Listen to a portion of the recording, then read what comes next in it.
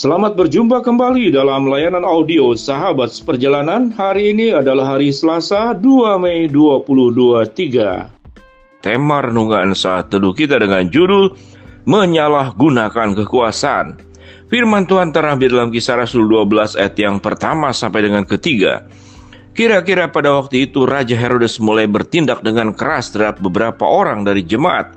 Ia menyuruh membunuh Yakobus saudara Yohanes dengan pedang. Ketika ia melihat bahwa hal itu menyenangkan hati orang Yahudi, ia melanjutkan perbuatannya itu dengan menyuruh menahan Petrus. Waktu itu hari raya roti tidak beragi. Mari kita berdoa. Bapa yang di dalam surga, biarlah kami boleh belajar untuk tidak menyalahgunakan kekuasaan, potensi, kemampuan yang dimiliki oleh setiap kami masing-masing, karena semuanya kami harus bertanggungjawabkan di hadapan Tuhan. Dalam nama Tuhan Yesus kami berdoa, amin. Shalom sahabat seperjalanan yang dikasihi Tuhan. Herodes menyalahgunakan kekuasaan sebagaimana renungan kemarin yang sudah kita dengarkan, yaitu dengan tema tepukan malaikat Allah. Sahabat seperjalanan yang dikasihi Tuhan, kira-kira pada waktu itu Raja Herodes mulai bertindak dengan keras, lalu menyuruh membunuh Yakobus saudara Yohanes dengan pedang. Kemudian memenjarakan Petrus. Tujuannya adalah untuk menyenangkan hati orang Yahudi. Di sini ada hubungan timbal balik. Dengan cara menyenangkan hati orang Yahudi, maka Herodes punya kesempatan terus melanggengkan kekuasaan. Orang-orang Yahudi dan rakyatnya tetap menjadikan Herodes sebagai raja, kalau bisa menjadi raja di dalam kehidupannya sampai matinya nanti. Demi kepentingan kekuasaan itulah segala cara dilakukannya. Kita tahu dengan jelas bahwa orang-orang Yahudi tidak menyukai murid-murid Yesus, tidak menyukai para rasul yang melakukan pekabaran Injil, para rasul yang sedang melaksanakan tugasnya yang sudah diberikan dan diperintahkan oleh Yesus, agar mereka menyampaikan tentang kerajaan Allah yang sudah dekat, agar mereka menyampaikan tentang Kristus yang lahir, mati, bangkit untuk menebus manusia. Itu tidak menyenangkan buat orang Yahudi, karena pemahaman teologis orang Yahudi dengan apa yang disampaikan oleh para rasul dan murid-murid Yesus berbeda sekali. Mereka menginginkan raja secara pedang, raja secara kekuasaan fisik. Tetapi Yesus datang, yaitu Raja yang datang untuk menyelamatkan umat manusia dari dosa, dan tidak dengan kekuasaan fisik, namun dengan kasih-Nya yang penuh dengan kekudusan dan kekekalan. Itu yang dilakukan oleh Yesus. Dan apa yang terjadi, sebagaimana yang kita dengar di sahabat seperjalanan sehari yang sebelumnya, kekuasaan Tuhan lebih tinggi daripada kekuasaan manusia manapun. Kita tahu dengan jelas bahwa di Alkitab ada catatan seorang raja bersama namanya juga Herodes mati ditampar malaikat dan dimakan cacing-cacing. Kita bertemu di sini dengan kekuasaan manusia, dan kemudian kita bertemu dengan kekuasaan Tuhan. Sahabat seperjalanan yang dikasihi Tuhan, sewaktu kita coba membandingkan, mari kita belajar secara pemikiran anak-anak yang sederhana saja. Sewaktu kita tanyakan kepada anak-anak, mari anak-anak sekolah minggu, jawablah pertanyaan ini. Mana yang benar? A. Manusia menciptakan Tuhan. B. Tuhan menciptakan manusia. Tatkala pertanyaan ini suruh memilih, maka anak kecil pun bisa menjawab. Pertanyaan yang pertama, manusia menciptakan Tuhan. Pertanyaan yang kedua, Tuhan yang menciptakan manusia. Anak-anak akan sepakat menjawab jawaban yang kedua. Tuhan menciptakan manusia. Pertanyaan yang kedua, kepada anak-anak ditanyakan lagi, mana yang lebih berkuasa? Satu, ciptaan, yang kedua, atau pencipta? Maka anak-anak pun akan bisa menjawab.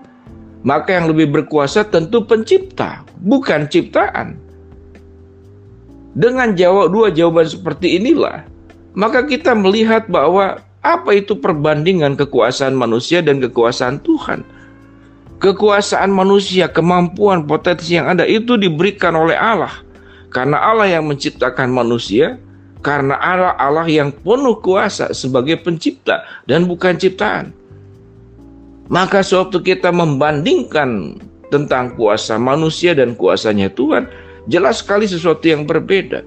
Namun mengapa Herodes sedemikian luar biasa dan melupakan bahwa di atas kekuasaan yang dimilikinya ada kekuasaan ilahi yang menciptakan Herodes sendiri, yang memberikan kehidupan kepada Herodes sendiri.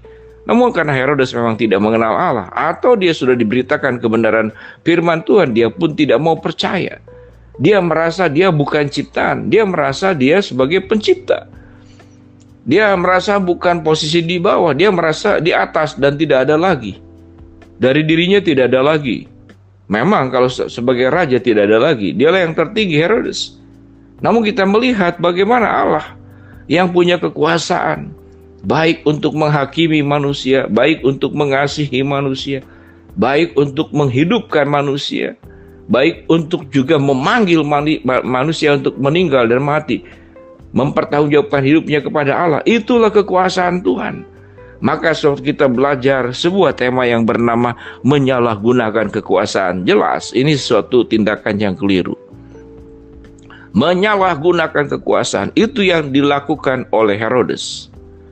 Yang salah dihukum, yang tidak salah, yang salah dibiarkan, yang tidak salah kemudian itu dipersalahkan dan dihukum.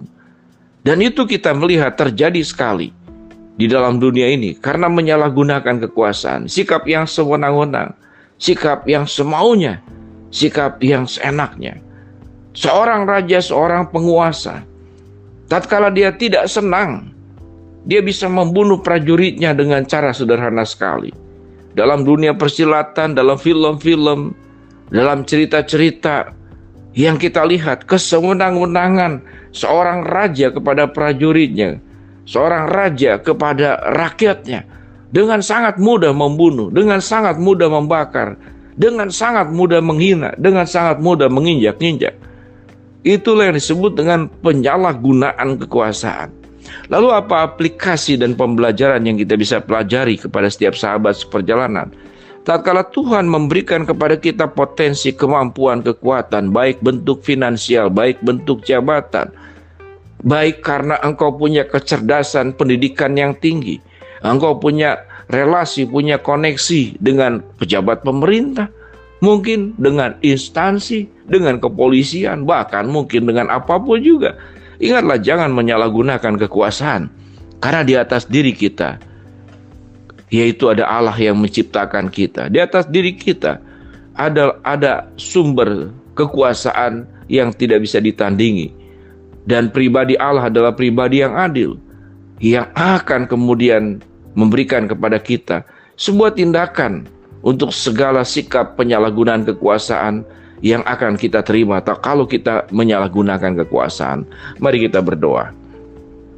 Bapa yang di dalam surga, biarlah kami diingatkan lewat firman Tuhan yang sudah kami baca ini, kami tidak menjadi seperti Herodes yang menyalahgunakan kekuasaan. Para murid-murid yang sedang menjalankan kebenaran firman Tuhan justru yang dibunuh, justru yang dipenjarakan.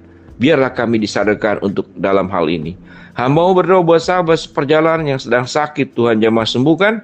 Sahabat seperjalanan yang sedang menghadapi masalah, Tuhan bukakan jalan. Sahabat seperjalanan yang sedang berdoa, mengharapkan sesuatu, Tuhan akan kabulkan dengan cara dan waktunya Tuhan. Di dalam nama Tuhan Yesus kami berdoa. Amin.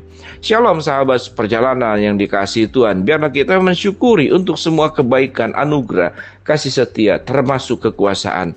Dan jangan menyalahgunakan.